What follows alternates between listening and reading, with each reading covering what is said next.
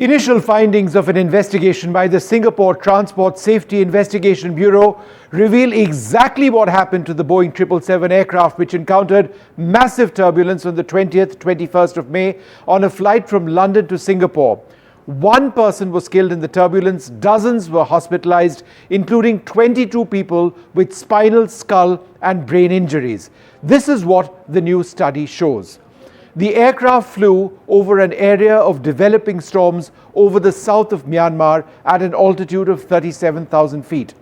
Significant changes in G-forces or gravitational forces saw the aircraft oscillate significantly.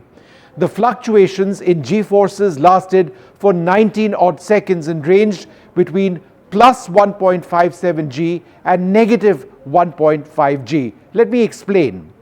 A G-force is a measure of acceleration. We live in a 1G setting. That's why our feet are planted to the ground. In an aircraft, when G-forces increase, in other words, a positive G, you are pushed onto your seat. And when G-forces go down drastically, what is called a negative G, you are pulled away from your seat.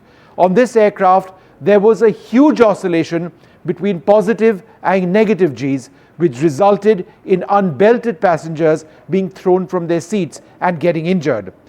The data from the popular site Flightradar 24, which we've adapted, shows exactly what happened.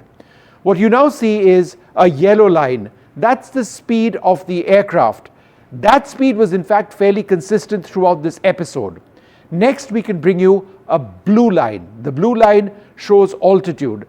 But again over here, you can see an altitude change, but I should mention it's not that significant. What is this. What you see here is a gray line showing or a red line showing the vertical rate, which shows the massive oscillation that we have been discussing. That's when the G-forces went up and down massively.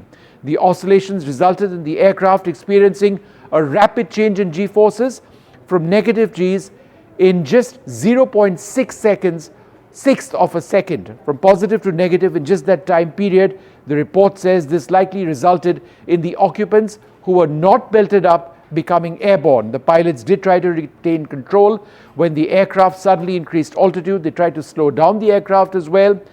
17 minutes after the turbulence event, the pilots began their descent into Bangkok after they declared an emergency on board.